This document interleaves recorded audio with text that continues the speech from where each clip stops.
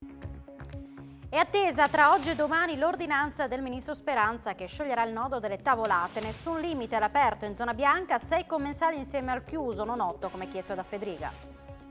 Spruzza in aula spray al peperoncino, convinta si tratti di profumo. Bruciore agli occhi e tosse per una quindicina di ragazze, successo allo IAL di Udine. Sul posto 2 ambulanze e carabinieri. Stoppate per la pandemia, dovrebbero tornare in attività nell'arco di un mese le pattuglie miste italo-slovene al confine per controllare il flusso di migranti della rotta balcanica, accolta la richiesta del ministro Lamorgese. Dal 7 giugno al 27 agosto le imprese manifatturiere del terziario avanzato che si insedieranno in regione con nuovi investimenti potranno accedere agli incentivi della legge sviluppo e impresa, così il presidente Fedriga. 2 gare decisive per la Gesteco Cividale contro Taranto per guardare al sogno finale playoff, gara 3 e gara 4 su Telefriuli con 500 tifosi sugli spalti a spingere la squadra dei Michelig e Pilastrini.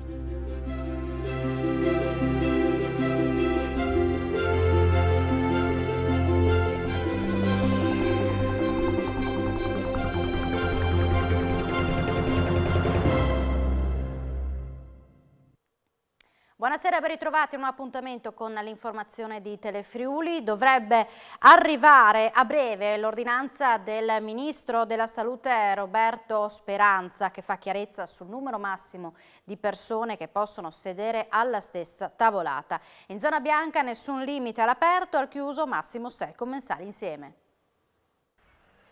Dopo una notte di trattative, alla fine dovrebbe arrivare la fumata bianca tramite un'ordinanza del Ministero della Salute che sarà firmata tra oggi e domani. Chi ha più di 4 amici potrà sedersi all'aperto senza limiti di posti, se in zona bianca, mentre al chiuso il tetto massimo è di 6 persone e non 8 come chiesto dalla Conferenza delle Regioni guidate da Massimiliano Fedriga. L'ordinanza, come detto, verrà firmata dal Ministro della Salute Roberto Speranza entro domani, come confermano da Roma, e lo stesso Ministro ha comunque predicato ancora prudenza pur lasciandosi andare a un po' di ottimismo visto i dati incoraggianti a livello italico che vedono il passaggio in zona bianca da lunedì di Abruzzo, Liguria, Umbria e Veneto e da metà giugno di tutte le altre regioni.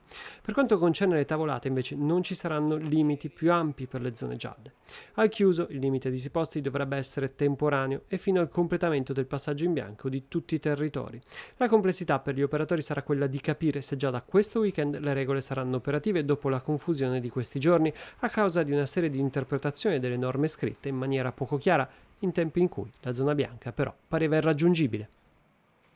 Voglio essere ottimista, i dati fanno vedere una forte contrazione del virus nel paese, una foto già vista lo scorso anno ma questa volta c'è una campagna vaccinale intensa in corso che cambia il quadro. Così Massimiliano Fedriga, presidente del Friuli Venezia Giulia e della Conferenza delle Regioni, un'intervista al direttore della Stampa Massimo Giannini pubblicata oggi sul quotidiano. Proprio grazie alle regioni che hanno stretto alleanza con la struttura commissariale del generale Figliuolo si sta procedendo speditamente, aggiunge. C'è stato un cambio di passo nella fornitura di vaccini ma anche un impegno enorme dei governatori.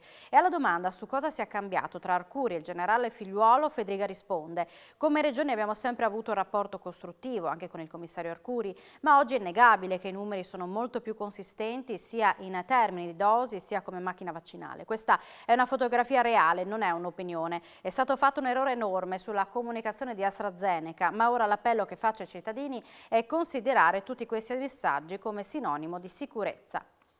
E sono 28 oggi nuovi casi di Covid nella nostra regione su 5.638 tamponi molecolari e test rapidi antigenici realizzati, un decesso pregresso e solo una persona resta accolta in terapia intensiva. I ricoveri in altri reparti scendono a 34, le persone in isolamento calano e sono 4.706. In Friuli Venezia Giulia non c'è nessun calo dell'attenzione sul fronte del contrasto al Covid. I tamponi effettuati diminuiscono a fronte della riduzione dei contagi. Il vicepresidente della regione Riccardo Riccardi fa chiarezza dopo la denuncia della Fondazione Gimbe che ieri ha segnato un crollo dei test nelle ultime settimane in Italia. Nessuna riduzione dei tamponi in Friuli Venezia Giulia, dove la ricerca del SARS-CoV-2 non si è arrestata ma è diminuita sulla base della riduzione del contagio. Il vicepresidente della regione Riccardo Riccardi, dopo l'allarme lanciato dalla Fondazione Gimbe di ieri, dove si denunciava un calo del 33% dei tamponi in tutta Italia, chiarisce alcuni aspetti. Noi continuiamo a fare l'attività di sorveglianza sanitaria, naturalmente la sorveglianza sanitaria è funzione dell'andamento del contagio, quindi è evidente che non ci si diverte a fare tamponi dove non servono. Comunque, se non ricordo male, il dato è 2.800 ogni 100.000 abitanti ed è un valore che si attesta sempre tra le prime regioni in termini di sorveglianza sanitaria. Questo, come dicevo, è funzione dell'andamento del contagio e come vediamo dall'andamento, il nostro andamento del contagio è tra i migliori del Paese. Quindi noi stiamo continuando a fare questo lavoro, la sorveglianza sanitaria resta uno dei capisaldi della strategia di contenimento del contagio, bisogna farlo per quello che serve e non né eccedere né non fare le cose. L'andamento del contagio e anche la decisione di ammettere il Friuli Venezia Giulia nella zona bianca dimostra il lavoro importante che si è fatto nel corso di questi mesi. L'importante è capire che questo non è un dato scontato, è un dato che si guadagna ogni giorno e che ha a che fare con i nostri comportamenti, il rispetto delle misure precauzionali e soprattutto l'adesione alla campagna vaccinale. Nel dettaglio dei numeri, negli ultimi 7 giorni sono stati fatti 33.426 tamponi con 199 nuovi casi e un rapporto di 2.788 tamponi ogni 100.000 abitanti, dato tra i primi in Italia dietro la provincia autonoma di Bolzano, Toscana, Umbria e Veneto e superiore alla media italiana di 2.184 tamponi. Il Comando Provinciale della Guardia di Finanza di Trieste e l'Agenzia delle Dogane e dei Monopoli del capoluogo giuliano, coordinati dalla Procura di Trieste, hanno sequestrato 11 milioni di pezzi fra mascherine chirurgiche e FFP2 e FFP3 nell'arco di circa un anno, di cui circa 4 milioni nei primi 4 mesi del 2021 nel porto di Trieste. Si tratta di mascherine sprovviste delle prove di laboratorio o che riportano sui relativi confezionamenti indicazioni mendaci per il consumatore sulla qualità, inducendo in errore il potenziale acquirente e anche sulle asserite capacità di protezione dal virus. I pezzi sono giunti all'hub giuliano prevalentemente dalla Turchia ed erano destinati al territorio italiano e a diversi paesi dell'Unione Europea. Interrotte a causa della pandemia dovrebbero tornare in attività nell'arco di un mese le pattuglie miste italo-slovene per il controllo dei confini. La richiesta del ministro dell'Interno Luciano Lamorgese è stata accolta dal collega sloveno. I due rappresentanti di governo si sono incontrati oggi a Lubiana e da quanto si apprende si è deciso di far riprendere i pattugliamenti congiunti di polizia al confine per controllare il flusso migratorio attraverso la rotta balcanica. Secondo quanto trapelato, il ministro Lamorgese avrebbe comunicato la disponibilità delle autorità italiane di impiegare nell'attività anche droni e visori notturni. Spruzza in aula spray al peperoncino, convinta si tratti di profumo. È successo allo IAL di Udine, una quindicina di ragazzi hanno subito accusato bruciori agli occhi e tosse che hanno richiesto l'intervento di 2 ambulanze e dei carabinieri. Ingannata forse dal colore della confezione, piccola, rosa e con la scritta Diva, una studentessa ha spruzzato in aula quello che poi si è rivelato essere spray al peperoncino. È successo questa mattina intorno alle 10 al cambio d'ora in una scuola professionale di Udine, lo IAL di Via del Vascello. Una quindicina di ragazzi attorno ai 14 anni che subito dopo si sono sentiti male, bruciore agli occhi e tosse. In quel momento, visto il cambio di lezione, l'insegnante non era presente ma ha raggiunto subito l'aula e ha chiamato il 112. Sono arrivate 2 ambulanze che hanno controllato i ragazzi sul posto. Nessuno è stato portato in ospedale perché i sintomi poi si sono rivelati molto lievi. Sul posto è intervenuta poco dopo una pattuglia del radiomobile della compagnia dei carabinieri di Udine che ha posto sotto sequestro la bomboletta spray. Bomboletta che la giovane aveva prelevato dallo zainetto di un'amica e da qui si è generato l'equivoco. Si trova ricoverato nel reparto di chirurgia plastica dell'ospedale di Udine un uomo di 43 anni, rimasto ustionato a seguito di un principio di incendio che si è sviluppato all'interno della sua abitazione a Tavagnacco. Ha riportato diverse lesioni, ma non sarebbe in pericolo di vita. Le cause dell'incendio sono accidentali di natura elettrica. Sul posto sono intervenuti i vigili del fuoco. È versa in serie condizioni, trasportata in volo al Santa Maria della Misericordia di Udine, una donna che questa mattina tra Cimpello Mugello e Fiume Veneto. Intorno alle 10 ha perso il controllo della sua auto ed è finita fuori strada in un fossato. I vigili del fuoco del comando centrale di Pordenone l'hanno estratta dall'abitacolo per poi affidarla ai sanitari. Sul posto anche l'ambulanza. Invece è successo un incidente anche lungo la A4 questo pomeriggio, nel tratto compreso tra San Donà e Cessalto, nel vicino Veneto, tra un'auto, un furgone e un tir. Tra le persone che sono rimaste ferite, di cui una incastrata, si sono formate subito code e rallentamenti, ma non è stata necessaria la chiusura dell'autostrada. 3 dunque le persone ferite. Intervento della vigilanza privata a Corpo Vigili Notturni all'1 della scorsa notte dopo l'allarme scattato a Udine in via Cividale accanto alla tabaccheria. Segnali di fumo. Le guardie giurate hanno raggiunto l'area e hanno notato subito che il distributore automatico di bevande e snack era stato forzato. Dopo aver scassinato lo sportello, i malviventi hanno rubato bevande e generi alimentari, oltre al denaro contenuto nella cassetta di sicurezza. Sul posto anche i carabinieri della compagnia di Udine. Furto con destrezza. Ieri a Palmanova ai danni di un anziano imprenditore di Udine. L'uomo stava camminando quando è stato avvicinato da una donna che con abilità senza farsi notare è riuscita a sfilargli dal polso un orologio Rolex del valore di 15.000 euro. L'uomo se n'è accorto solo in un secondo momento e ha denunciato l'accaduto ai carabinieri della compagnia della città stellata. Un altro episodio simile si è verificato a Cervignano del Friuli, sempre ai danni di una persona anziana. E tornano i ladri di motori fuori bordo, vittima un uomo di Cervignano del Friuli che ieri si è accorto di un'intrusione da parte dei malviventi nella sua imbarcazione da diporto ormeggiata a grado. I ladri hanno rubato non solo il motore ma anche diverse attrezzature molto costose necessarie alla navigazione. I danni sono sull'ordine di diverse migliaia di euro. Ignoti hanno vandalizzato un monumento presente all'interno dell'area verde di Colugna. Si tratta di una delle diverse sculture acquistate anni fa dal comune di Reana, a quando ancora l'amministrazione di Tavagnaco collaborava al simposio annuale di scultori. A riportare maggiori danni il naso di uno dei 4 cherubini presenti alla base dell'opera, colpito con tutta probabilità con una pietra di medie dimensioni. Venuto a conoscenza dello sfregio, il comune ha provveduto a presentare denuncia contro Ignoti e a chiedere alla polizia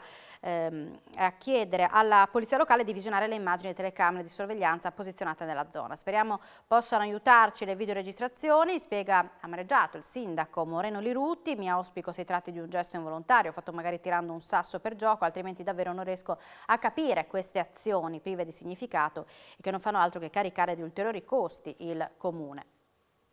Sconto del 50% sul costo dell'abbonamento annuale al trasporto pubblico locale e scolastico e sostegno economico alle famiglie per la frequentazione degli asili nido. Sono solo alcune delle misure adottate su iniziativa del gruppo consigliere regionale Lega Salvini, che questa mattina ha presentato il bilancio della prima metà della settima legislatura regionale. Questa mattina nella sede della Regione a Udine è stato presentato il bilancio del gruppo consigliare regionale Lega Salvini, che parla di tradizione, di competitività e di sviluppo. È un bilancio di metà mandato fondamentalmente, che è arrivato un po' in ritardo perché la pandemia ha cambiato un po' i tempi di tutti. È un bilancio che comunque è assolutamente positivo per il gruppo consigliare Lega Salvini, che ha dimostrato una centralità assoluta sia nell'attività consigliare sia nell'azione amministrativa del governo Fedriga. E questa centralità è dimostrata dal fatto che tra l'altro la prima legge importante approvata in Consiglio regionale era l'Omnibus, che poi è stata diventata la legge 6/2019, che era una legge di iniziativa del gruppo Lega, che in questa legge ha portato avanti ad esempio l'abbattimento del costo del trasporto pubblico locale scolastico, il piano alberghi per promuovere la ristrutturazione e riqualificazione con ampliamento di strutture alberghiere e anche dei ristoranti, il piano casa, è stata semplificata la procedura per le varianti urbanistiche non sostanziali, quindi misure che hanno spaziato in diversi settori. Adesso abbiamo alcuni progetti di legge già depositati e poi abbiamo l'idea di lavorare su una nuova Omnibus, su cui in qualche modo ci sono già i ferri in acqua e che dovrebbe vedere la luce nel prossimo autunno. Quindi un'altra proposta di legge del gruppo Lega in cui soprattutto cercheremo di puntare sulla semplificazione per i cittadini, per le imprese. La Lega continua a narrare meraviglie e prendersi il merito di tutto quando le cose vanno bene, altrimenti ci sono sempre le opposizioni da attaccare. Peccato che le cose non stiano così. Lo afferma il capogruppo del PD in Consiglio regionale Diego Moretti, commentando le dichiarazioni odierne del gruppo regionale della Lega Salvini. Secondo Moretti, il gruppo della Lega non fa che pensare a mozioni slogan, leggi ad personam, omnibus clientelari, leggi copertina buone per un titolo ma non certo per dare una svolta alla regione. Dal 7 giugno al 27 agosto le imprese manifatturiere e del terziario avanzato che si insiederanno in Friuli Venezia Giulia realizzando nuovi investimenti potranno presentare richiesta per accedere agli incentivi previsti dalla legge sviluppo impresa. Lo ha scritto in un post il presidente della regione Massimiliano Fedriga. Il riferimento è alla norma dell'assessore regionale alle attività produttive Sergio Bini, in particolare al bando da €1 milione destinato ad attrarre investimenti consistenti nel territorio regionale. L'azione riguarda imprese che alla data di presentazione della domanda di incentivo non hanno sede legale operativa in Friuli Venezia Giulia. Per accedere agli incentivi è necessario un rilevante impatto occupazionale pari ad almeno 10 nuove assunzioni nel primo anno e ulteriori 20 nel triennio. Dovrà inoltre prevedere un investimento minimo di €7 milioni e comportare un significativo impatto sull'indotto in termini di commesse per la realizzazione di opere, servizi, collaborazioni e forniture. Grandi manovre nella politica di Pordenone. Oggi è stato costituito un nuovo gruppo consigliare frutto di un'unione tra Forza Italia, UDC e la nuova lista Pordenone Civica, atto propedeutico alle prossime elezioni comunali d'autunno nelle quali la nuova realtà sosterrà il sindaco uscente Alessandro Ciriani. I moderati di Pordenone uniscono le forze per gli ultimi mesi di amministrazione e guardano alle elezioni di ottobre, dove correranno con una lista unitaria a sostegno del sindaco Alessandro Ciriani, presupposti che hanno fatto nascere il nuovo gruppo consigliare formato da Forza Italia, UDC e dalla nuova lista Pordenone Civica. Avremo diversi consigli da qui alle elezioni, cercheremo di fare bene il nostro lavoro, è una compagine di persone preparate, serie, competenti, con le quali abbiamo lavorato bene in questi anni e con le quali speriamo di continuare a fare bene. Sicuramente ci sarà una lista unitaria, speriamo che a questo progetto aderiscano anche altre realtà che rappresentano i moderati nella nostra città, in regione. Noi siamo aperti e ben venga chi ha voglia di lavorare e di mettersi a servizio della nostra comunità. Nel nuovo gruppo confluiscono i forzisti Mara Piccin, Andrea Cabibbo, presidente del Consiglio Comunale, Mauro Tavella, dal gruppo misto Daniela Quattrone e da Uniti al Centro Matteo Brovedani, dalla Civica l'assessore Pietro Tropeano. Il gruppo consigliare non è un partito, bensì sono delle persone che si mettono insieme da svariati gruppi politici per raggiungere un obiettivo comune, che è quello di governare bene nei prossimi 5 anni la città di Pordenone assieme al sindaco Alessandro Ciriani. Sul palco dell'ex convento di San Francesco, a benedire la nuova unione, sono saliti i big di Forza Italia, la deputata e coordinatrice regionale Sandra Savino, il senatore Franco Dalmasi, il vicegovernatore Riccardo Riccardi e l'assessore Guglielmina Cucci, oltre a Paolo Urbani, segretario regionale dell'UDC. No al progetto invece dall'assessore forzista Walter De Bortoli, che i rumors danno vicino a Fratelli d'Italia. Federica Fogolin, vice sindaco della giunta di Bisceglie, in corsa per la fascia tricolore a San Vito al Tagliamento per il centro-sinistra, ha ritirato la sua candidatura. Alla base della decisione ci sono motivi personali che, dice, da mamma mi obbligano a pensare prima di tutto alla mia famiglia. Federica Fogolin si ritira dalla corsa a sindaco di San Vito al Tagliamento. L'attuale numero 2 della giunta di Bisceglie, esponente del PD e prescelta dalla coalizione di centrosinistra San Vito Cresce, ha deciso di fermarsi a causa di un problema di salute di un familiare. A comunicare la decisione è stata lei stessa con un videomessaggio su Facebook. Ho riflettuto a lungo, insieme a mio marito e alle mie figlie, se la nuova situazione che dobbiamo affrontare si potesse conciliare con l'impegno che mi ero assunta nel candidarmi a sindaca di San Vito. Mi sono confrontata con chi condivide con me l'impegno amministrativo e politico. In questo momento, come mamma, devo assicurare alla mia famiglia una presenza e un'attenzione che non si possono conciliare con il giusto impegno che deve garantire chi si candida a guidare da sindaco una comunità importante come quella di San Vito. Per questo annuncio responsabilmente il ritiro della mia candidatura a sindaca. Non lo nascondo, per quanto ponderata e a lungo meditata rimane una scelta sofferta, ma offrirò comunque al Partito Democratico la mia disponibilità a candidarmi come consigliera comunale. A Fogolin sono arrivati attestati di vicinanza del mondo politico e sociale. Il centrosinistra dovrà ora trovare un nuovo candidato nella corsa che vede schierati Valerio Delle Fratte per il centrodestra e Alberto Bernava per i cittadini. I ragazzi spesso sono molto più maturi di quanto si pensi, come dimostra l'adesione importante registrata dalle persone tra i 26 e i 39 anni alla campagna vaccinale che a questo punto li vede protagonisti. A dirlo il vicegovernatore Riccardo Riccardi, commentando l'alto numero di prenotazioni nella fascia anagrafica 1639, sono 8.210 le persone appartenenti a questa fascia che sono prenotate oggi e che si aggiungono alle oltre 48.000 di ieri. Una data zero che ha il sapore della rinascita di fronte alle 1.000 persone presenti all'Arena Alpe Adria di Lignano Sabbiadoro. Emma Marrone, dopo un anno di attesa, è ritornata a cantare di fronte al suo pubblico, dando il via ufficiale alla stagione dei concerti post-Covid. Ho iniziato questo concerto che ero Emma Marrone e l'ho finito come una che si è andata a vedere il concerto dei Metallica sotto palco. Una pezza. Dopo oltre un anno di attesa, Emma Marrone è tornata a cantare dal vivo in un concerto con il pubblico, sempre rispettando le regole sanitarie e il distanziamento previste per arginare la pandemia di Covid-19. All'Arena Alpe Adria di Lignano Sabbiadoro, data zero che precede il doppio appuntamento del 6 e 7 giugno per festeggiare insieme al suo pubblico i primi 10 anni di carriera, dando il via ufficiale al suo tour Fortuna Live 2021. Una data zero che ha il sapore della rinascita di fronte alle 1.000 persone presenti ad applaudirla e cantare con lei all'Arena Alpe Adria.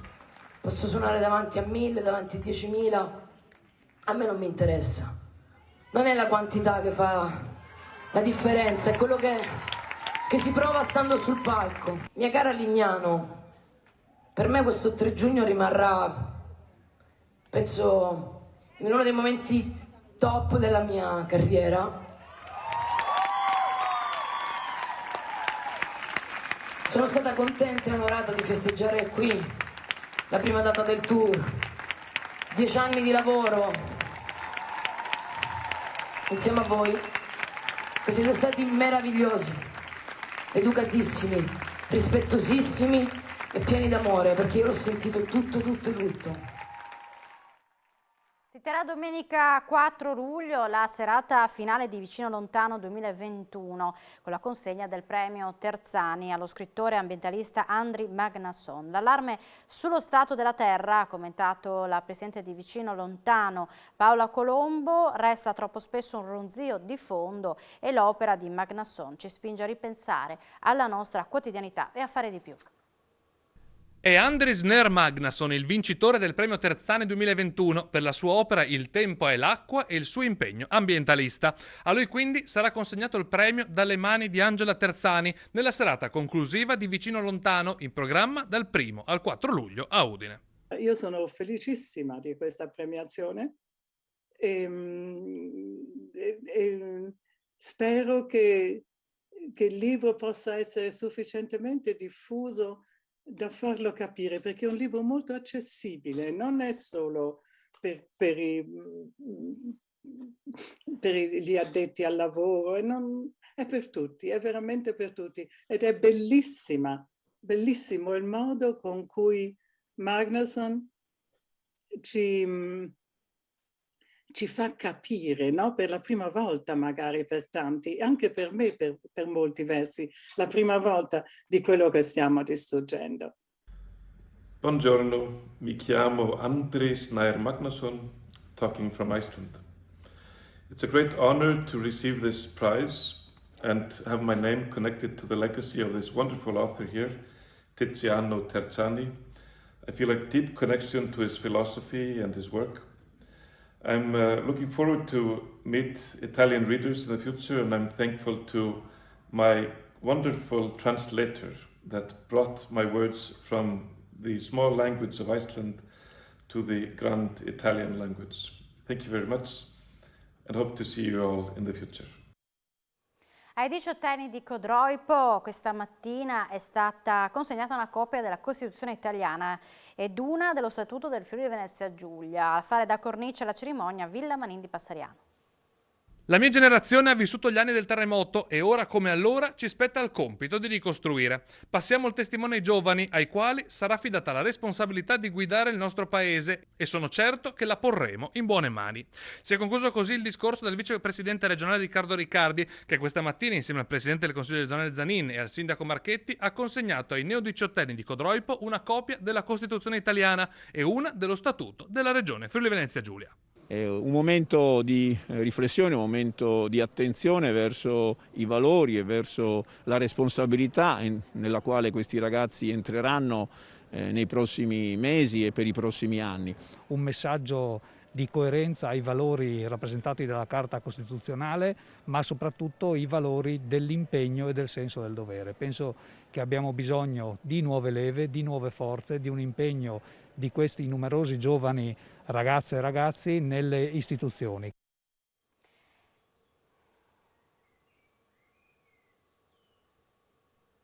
È cominciata oggi a Monfalcone la 3 giorni di Promo Mare. In Piazza della Repubblica sono stati allestiti stand delle principali attività commerciali e sportive. Vele, imbarcazioni, oggettistica e persino i cani da salvataggio. Il mare entra a Monfalcone e lo fa nella sua piazza principale, Piazza della Repubblica, dove per 3 giorni saranno esposte le eccellenze della nautica della città. L'idea di Promo Mare è nata proprio per promuovere tutte le società che operano, le società sportive che operano principalmente sull'acqua, sul mare, per cui vela, canottaggio, surf, kite, nuoto pinato, tutto quello che gravita attorno al nostro mare, per cui questa era l'idea. Era cominciato lì soltanto con gli sport, con le società sportive, ma si è allargata giustamente con quello che gravita attorno all'economia del mare, perché è importante anche questa. E poi abbiamo sempre avuto un occhio di riguardo per quello che è l'ambiente. L'ambiente in tutte le edizioni del Promo Mare è stato messo in primo piano. L'attenzione verso il riciclo e la completa attenzione all'ambiente c'è, anzi lo vedrete nei vari stand che ci sono. Per 3 weekend di luglio Monfalcone farà da porto per le crociere MSC. La decisione arriva dopo l'impossibilità di attaccare a Venezia nelle giornate del G20 e Monfalcone per l'occasione ha deciso di sviluppare delle promozioni ad hoc per portare i turisti delle navi in città. Dal 3 luglio per 3 weekend Monfalcone sarà il porto di riferimento per la MSC. Le navi da crociera che non potranno salpare e attraccare a Venezia per la concomitanza di G20 e Feste del Redentore partiranno da Porto Rosega per poi tornarci alla fine del viaggio tra le isole greche. Per evitare che i turisti vedano Monfalcone soltanto dagli oblò della nave, l'amministrazione comunale ha studiato delle promozioni ad hoc. Sono 3 i fine settimana con 2 unità navali, la MSC Orchestra e la Magnifica, che avremo l'opportunità e creeranno delle opportunità, lo dicevo anche prima, per quanto riguarda la nostra realtà. Noi abbiamo immediatamente sfruttato in modo positivo la situazione creando un pacchetto turistico per vendere, passatemi il termine, ma così si usa dal punto di vista commerciale, al meglio le nostre realtà, la nostra città e tutte quante le attività che ne vengono svolte. Infatti questo pacchetto permetterà di visitare gratuitamente il Muca, vedere il villaggio di Panzano, vedere la Fincantieri, vedere la nostra rocca, la nostra galleria e tutte le realtà che in qualche modo anche e soprattutto a livello culturale danno spessore e rilievo a Monfalcone. E per lo sport comincerà tra pochi minuti gara 3 di semifinale play-off tra UEB Gesteco Cividale e CUS Taranto alla Pala Gesteco. Dopo l'1-1 in Puglia la sfida si sposta per altre 2 gare in Friuli. 500 i tifosi che hanno potuto accedere al palazzetto per sostenere la squadra di coach Pilastrini, lo stesso numero che domenica entrerà per vedere gara 4. La partita di questa sera sarà trasmessa integralmente su Telefriuli a partire dalle 22. Se l'UEB dovesse riuscire a vincere entrambe le sfide accederebbe alla finale, altrimenti per decidere la finalista sarebbe necessaria gara 5 a Taranto. Siamo in chiusura subito dopo la pubblicità Sport FVG. Grazie per l'attenzione e buona serata con Telefriuli.